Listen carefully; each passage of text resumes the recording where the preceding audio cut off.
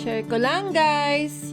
At dahil nga Sabado ngayon, pupunta kami sa Sampaloc Lake. At konting trivia lang din guys, ang San Pablo City ay kilala sa City of Seven Lakes. Binubuo nga pala ito ng Palakpaken, Calibato, Mojica, Pandin, Yambo, Bunot at Sampaloc Lake. At dito nga pala sa Sampaloc Lake kami pupunta. At habang nagja-jogging nga si Pinsan Epeng, dito naman kami pupunta sa mga food stall. Nakakatuwa lang talaga kasi marami nang mabibili ditong pagkain. At sobrang dami rin palang tao dito lalo na tuwing Sabado at Linggo. At dito nga pala kami kumain sa harap ng lake kasi mas masarap kumain dito, mahangin. At wala rin pala masyadong tao dito at tingnan nyo naman talaga yung view.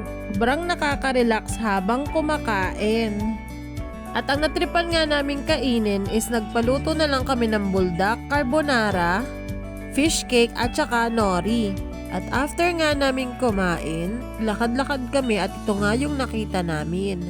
Kaya yung isang bata, sobrang tuwang-tuwa na naman.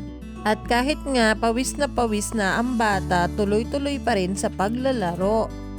At hindi pa rin siya talaga napagod, nag-ikot-ikot pa rin talaga siya dito.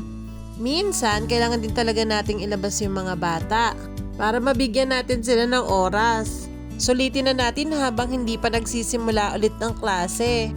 Thank you nga pala kay Ninong Epeng kasi sinama niya kami dito.